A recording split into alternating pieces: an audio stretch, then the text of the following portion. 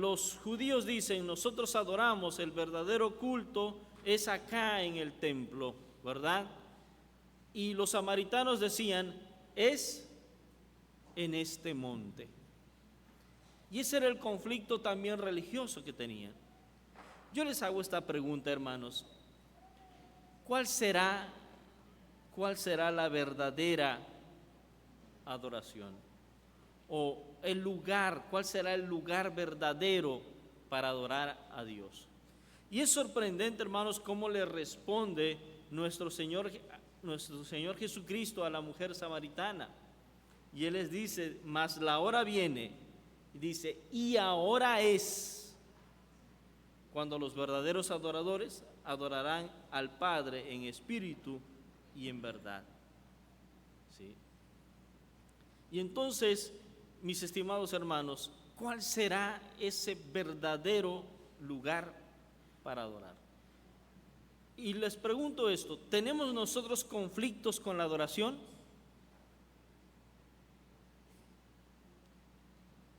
¿Tenemos conflictos nosotros con el lugar de adoración a nuestro Dios? ¿Ustedes qué dicen? Les dejo a que ustedes respondan a su conciencia, a su interior. Pero lo cierto es que en este contexto sí hay un problema, ¿sí? Y un problema que va a lidiar nuestro Señor Jesucristo con la mujer samaritana. Entonces, hago estas preguntas. ¿Será que Dios es un ser caprichoso y arrogante que exige la adoración, la alabanza para alimentar su ego? ¿O hay una razón mucho más noble por la cual Él desea que nosotros adoremos? La expresión que el Señor le dice a la mujer samaritana es una expresión, hermanos, donde indica a la mujer que van a venir tiempos peligrosos y que tanto los judíos como los samaritanos tienen un serio conflicto de decir cuál es el verdadero lugar para adorar a Dios.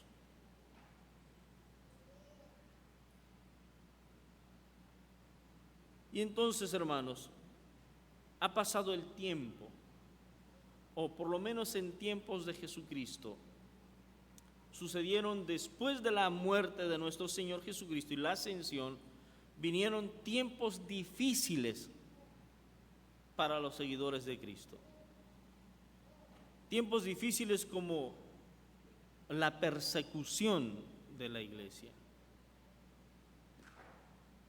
Persecución que sufrieron los cristianos. Y la adoración no estaba sujeta exclusivamente al monte donde adoraban los samaritanos o a la casa, ¿verdad?, en Jerusalén.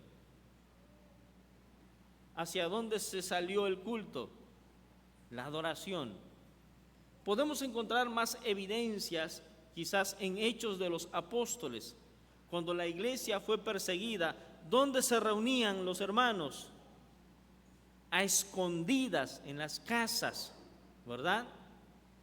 No precisamente en el templo. ¿Por qué? Porque estaban en persecución. Los hermanos se escondían en las casas y allá hacían la adoración a Dios.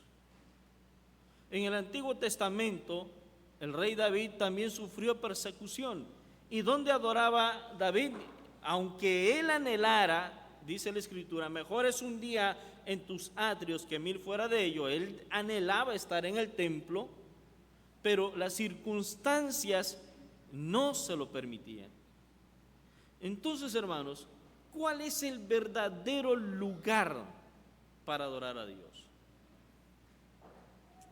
Hebreos nos da la pista, la idea, nos declara la palabra de Dios,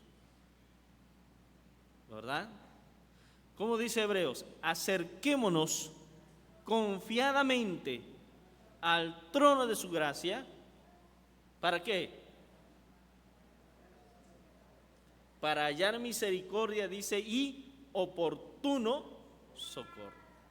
Entonces, nuestra adoración, hermanos, quizás podemos tener el conflicto, porque hay hermanos que dicen, ¿verdad? Aquellos que menciona a Pablo que tienen como costumbre alejarse. Bueno, en mi casa yo no lidio con nadie, y la Biblia dice que donde hay 2 o 3 congregados en su nombre, ahí está Dios, en mi casa, ¿verdad? Y los que amamos el templo, decimos que en el templo podemos entrar en conflicto como los judíos y los samaritanos. Pero la adoración va más allá del lugar que tú determines como centro de adoración. Es más profundo todavía. Podemos determinar, ¿verdad? O se determinó este edificio como un lugar de adoración. O en nuestra casa poner un lugar donde podemos adorar a Dios. Y es válido también. Pero, hermanos, si nuestra adoración, nuestro culto, no es grato delante de los ojos de Dios, entonces, hermanos, podemos nosotros tener diferentes formas de pensar o de creer el lugar. Si a Dios no le agrada tu adoración. Entonces, quiero mostrarles, hermanos, cinco aspectos o tipos de cultos. Dentro de los cuatro tienen problemas, y uno que es el que menciona el Señor Jesucristo en este pasaje. Así que nuestra adoración puede venir con sinceridad, o puede venir por religiosidad, o puede venir llena de falsedad. Veamos en Hechos, hermanos, Hechos capítulo 17, verso 23.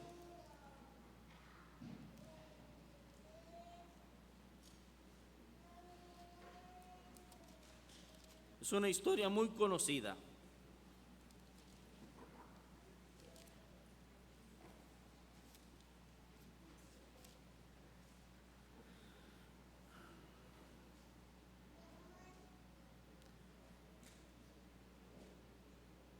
Dice Pablo: porque pasando y mirando vuestros santuarios, hallé también un altar en el cual estaba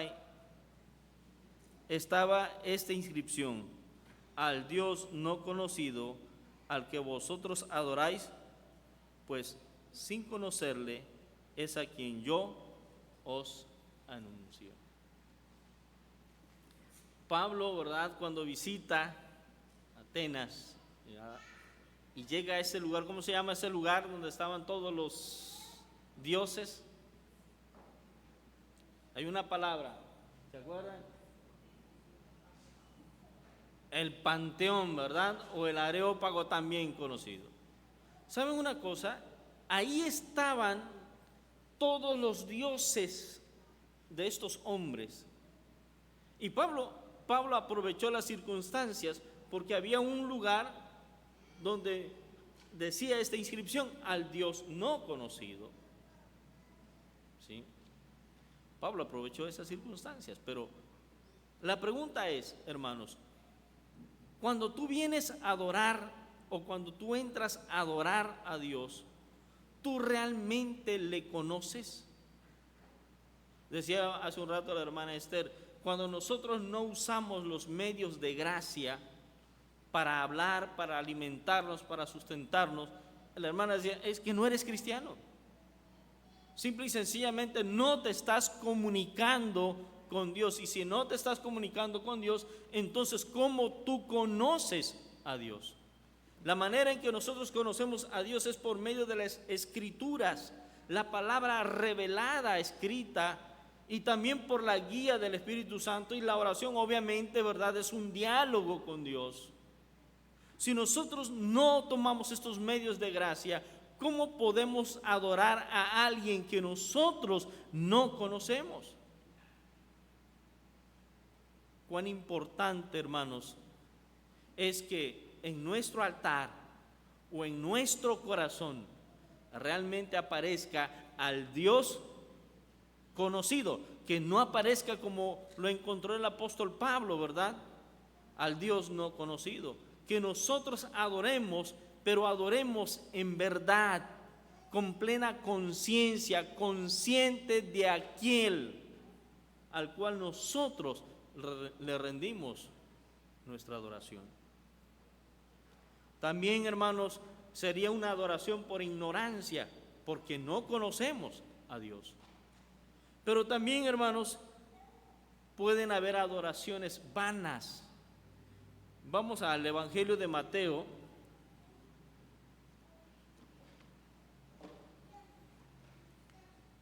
capítulo 15.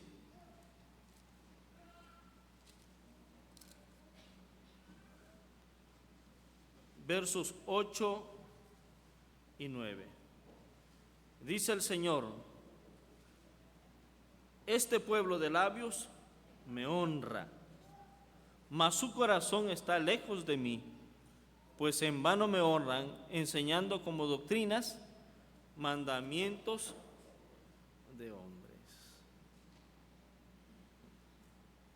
¿Se dan cuenta? Jesús habla a un grupo en particular, ¿sí?, que ponían pesadas cargas, dice el Señor, a su pueblo, pero ellos no cumplían con la ley. Así que la palabra del Señor, o la palabra del Señor Jesucristo es esta: este pueblo de labios me honra. Cuando nosotros no conocemos a Dios, cuando nosotros no apartamos tiempo para comunicarnos con Dios y venimos luego o nos presentamos luego para adorar a Dios, hermanos, venimos falsamente, ¿sí?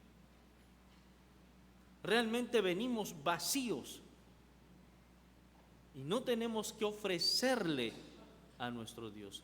El Salmo 100, ¿verdad?, dice: entrad por sus puertas con acciones de gracia. Pero no es nada más porque el Señor me favoreció esta semana, sino ¿qué tengo yo para ofrecerle al Señor? Y la hermana decía que cuando hablamos de ofrenda, cuando hablamos de sacrificio, cuando hablamos de trabajo, tiene que ver con el trabajo de la obra del Señor, el tiempo que tú también le dedicaste a predicar el Evangelio de Jesucristo. Entonces, no podemos venir, hermanos, a la casa del Señor y ofrecerle culto y decirle: Señor, aquí estoy, pero Señor, no traje nada. Sí tengo mucho que agradecerte, pero no traje nada, no tengo con qué darte. El Señor no te pide dinero, el Señor no te pide tus propiedades, el Señor pide tu tiempo, el tiempo que le dedicaste tú a la proclamación del Evangelio. Si no vienes con ese tipo de ofrendas a Dios, entonces, como los escribas y fariseos, nos puede decir también el Señor: este pueblo de labios me honra, porque su corazón está lejos de mí. Entonces, la manera de acercarnos a Dios es conociendo quién es nuestro Dios. Una adoración autosuficiente o nuestra propia justicia. Al ladito en el Evangelio de Lucas, hermanos, capítulo 18,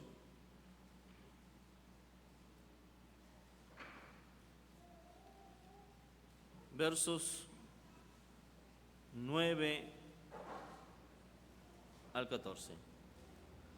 A unos que confiaban en sí mismos como justos y menospreciaban a los otros, dijo también esta parábola: 2 hombres subieron al templo a orar, uno era fariseo y el otro publicano.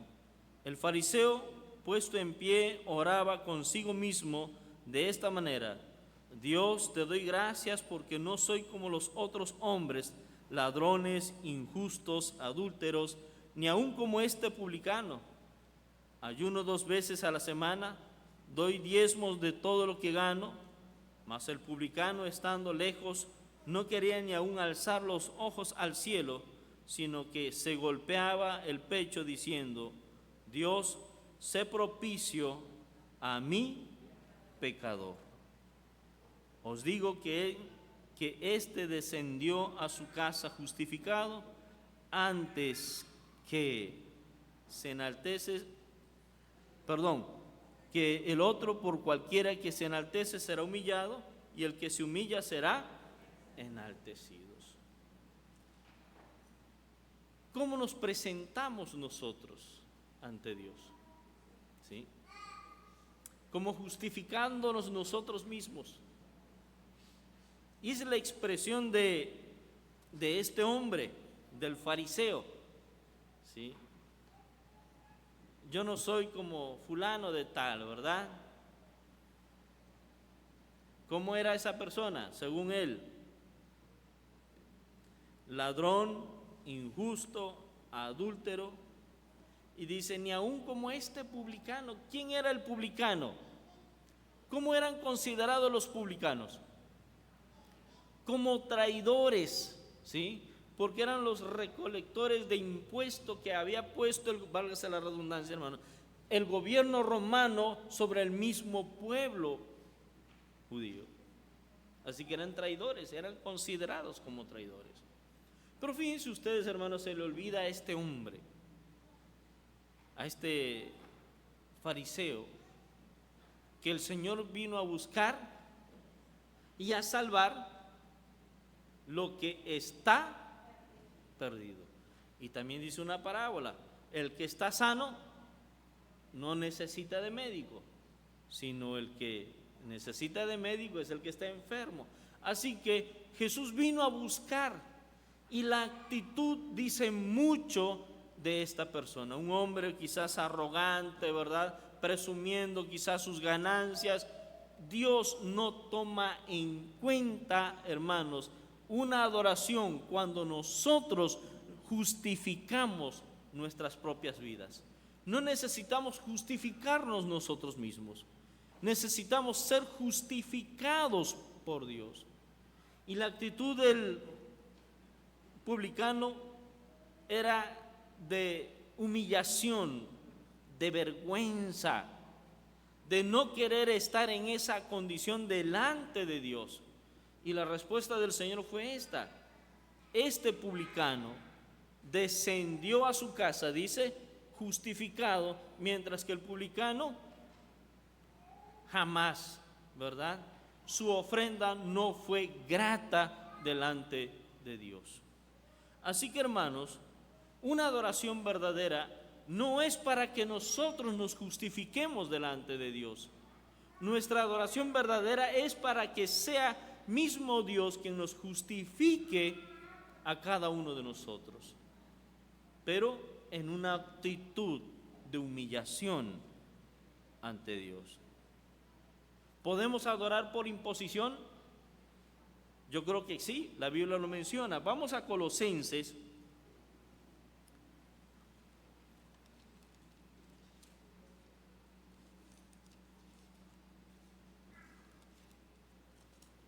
capítulo 2, verso 23. Tales cosas tienen a la verdad cierta reputación de sabiduría en culto voluntario, en humildad y en duro trato del cuerpo, pero no tienen valor alguno contra los apetitos de la carne. ¿Cuántas veces venimos nosotros a la casa del Señor a la fuerza? ¿Has venido a la casa del Señor a la fuerza? Y no porque te estemos obligando acá al consistorio, sino porque tu misma vida, tu misma forma de pensar te obliga a venir a la casa del Señor.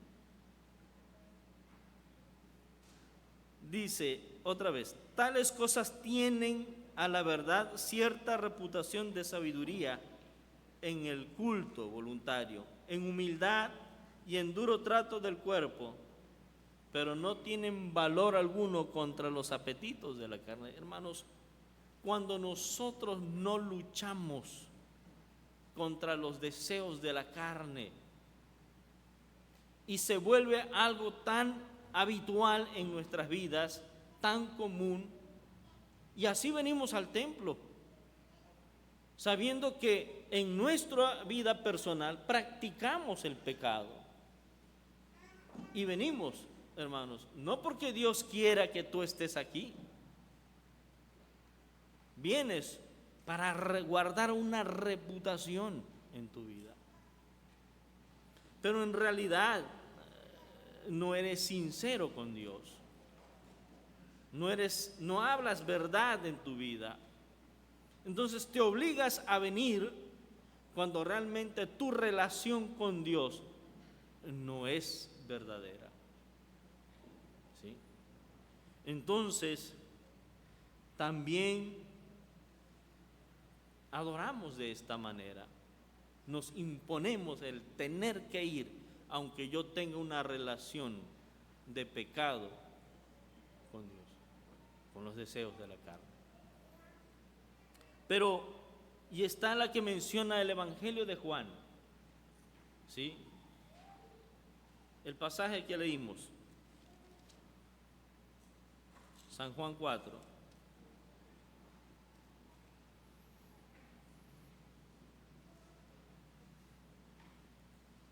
Verso 23.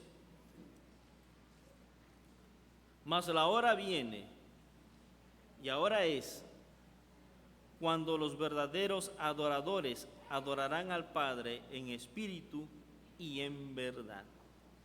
El tiempo de adorar a Dios, hermanos, es el tiempo en el cual el verdadero cristiano va a acercarse a Dios, ya sea, hermanos, en tiempos difíciles o en tiempos de paz y de tranquilidad. Por la gracia de Dios, nosotros no estamos siendo perseguidos. La iglesia aquí en Tabasco no es perseguida todavía. Vivimos tiempos de paz. Quizás tenemos tribulaciones por otros motivos como enfermedad, pobreza, problemas familiares, pero no de persecución. ¿Sí? Pero aún así, el tiempo dice, el tiempo es y ahora es, o sea, que la iglesia del Señor tiene que acercarse a Él con sinceridad. No estamos siendo perseguidos, hermanos, pero sabemos que las calles están llenas de inseguridad, llenas de problemas. Hoy estamos, no sé, mañana, pero nosotros, la iglesia actual, tiene que acercarse con esa sinceridad, ¿sí?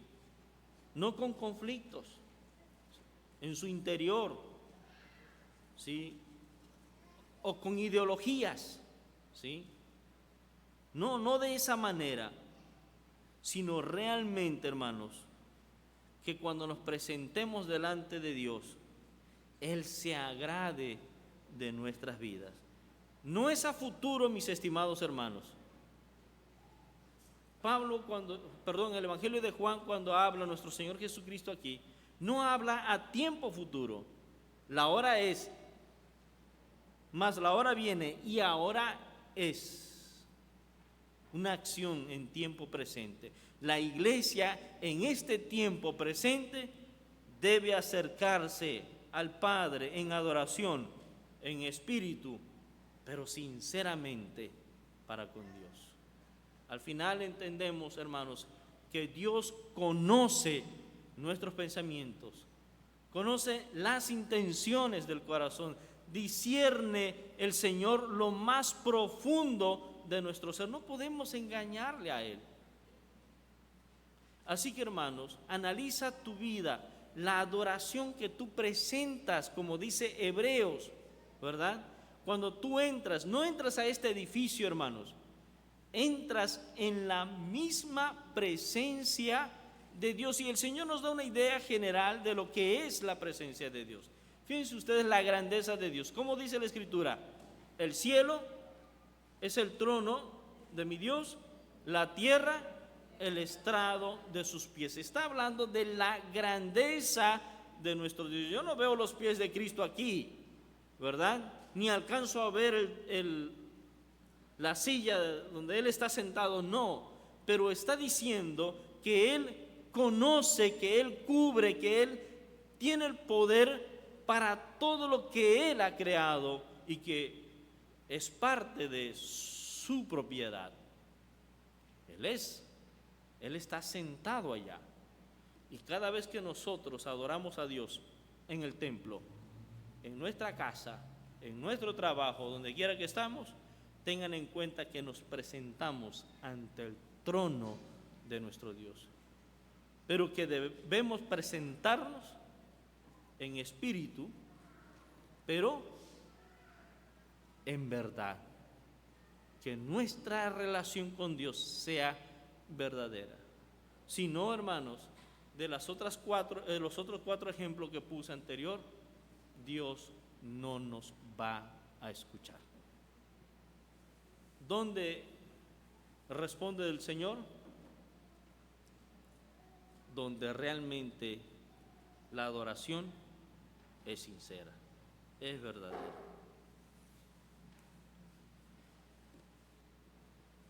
La adoración en espíritu también, hermanos, exige algo importante. Vamos al Salmo 24, nada más quiero tomar ese salmo. Salmo 24,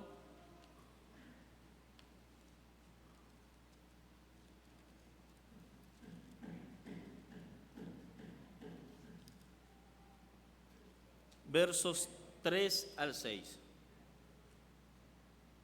Tal es la generación de los que buscan tu rostro, oh Dios de Jacob.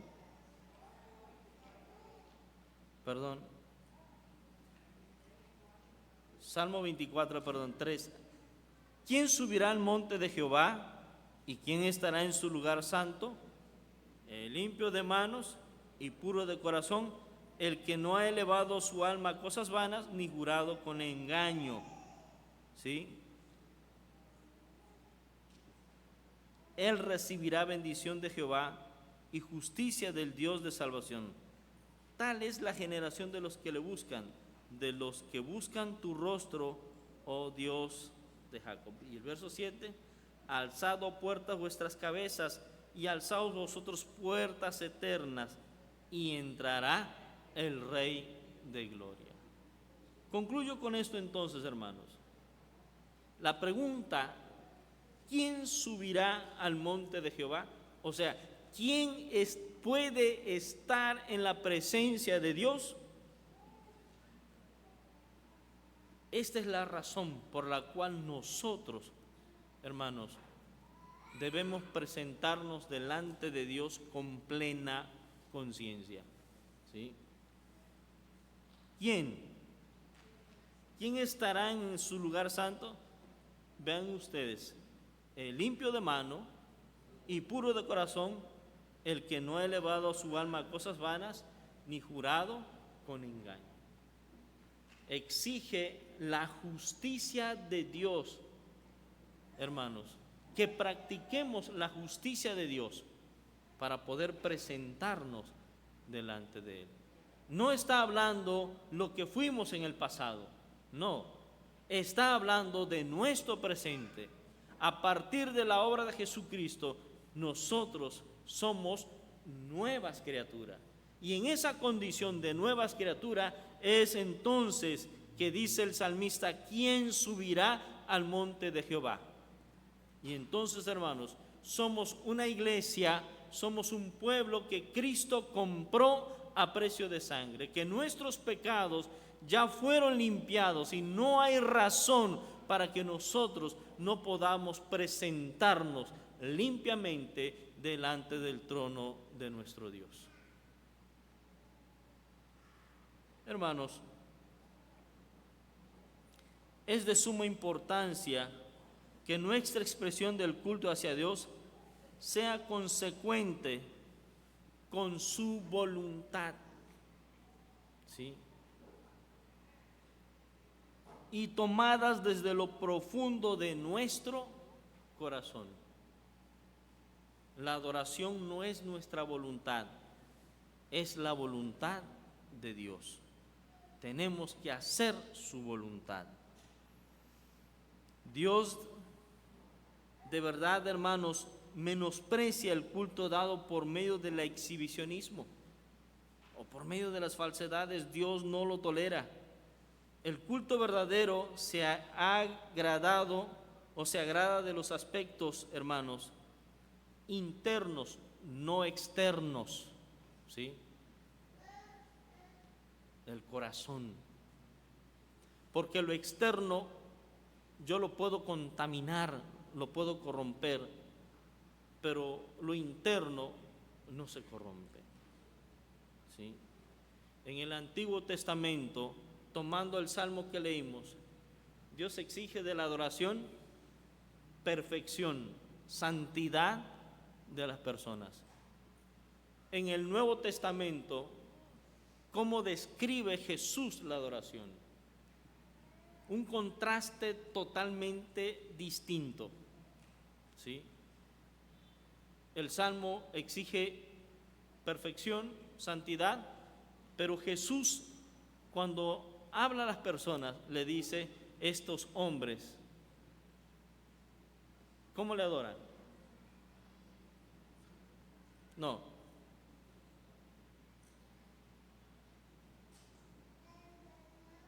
Ya se les olvidó.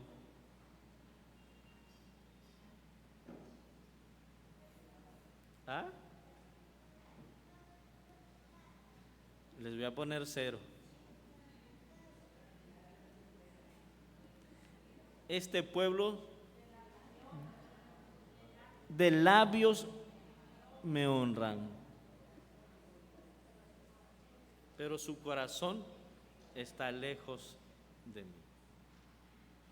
Eso lo dijo el Señor Jesucristo. Nosotros, hermanos, cambiemos nuestra forma de adorar. Que sea, hermanos, como dice el Salmo: ¿quién entrará delante de Jehová? ¿Quién podrá presentarse delante de Jehová? El limpio de manos y puro de corazón, que no ha elevado su alma a cosas vanas, ni jurado. Así venimos, hermanos, o así nos presentamos delante de Dios. ¿Estamos de acuerdo? Que el Señor nos bendiga, hermanos.